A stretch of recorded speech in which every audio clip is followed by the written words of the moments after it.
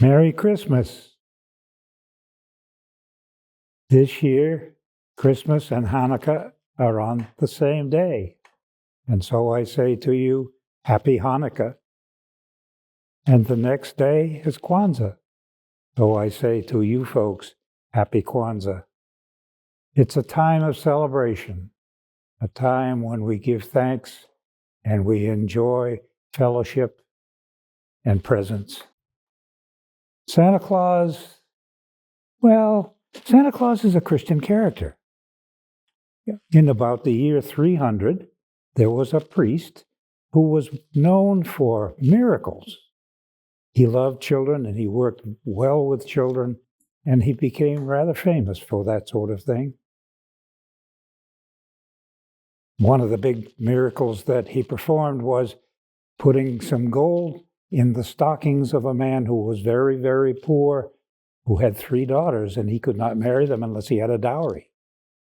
And Nicholas climbed up on the roof of the hut and dropped some gold in each of the girls' stockings, filled all the stockings. And along in the mid-1800s, Clement Moore wrote a poem that everybody knows. 'Twas the night before Christmas. And in that particular thing, Santa Claus came down the chimney, filled all the stockings, then turned with a jerk, and laying a finger aside of his nose, up the chimney he rose. So we had filling stockings in the year 300 or so, and we had stockings in the mid-1800s. But nowadays, where does this outfit come from? 1931.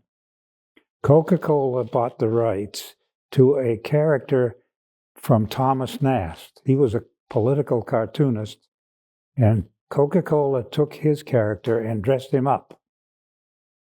And he looked like this, Coca-Cola, red and white. And you've seen the pictures of Santa Claus with a Coca-Cola, the pause that refreshes. And that was kind of the introduction to bigger presents, more Santa Clauses. I've been Santa Claus for over 30 years now, and I've got lots of stories to tell. Stories about long lists and questions that are hard to answer. The one I like the most, I guess, is, why do I see so many Santas? Santa Claus is a symbol of the season. It's all about the caring, the sharing, the loving, the giving. It's that we are all representing that. It's not that I'm here to come and give you all those presents. No. It's a symbol of the season. Long lists? Oh, I love long lists. Matter of fact, you realize that we're celebrating Jesus' birth.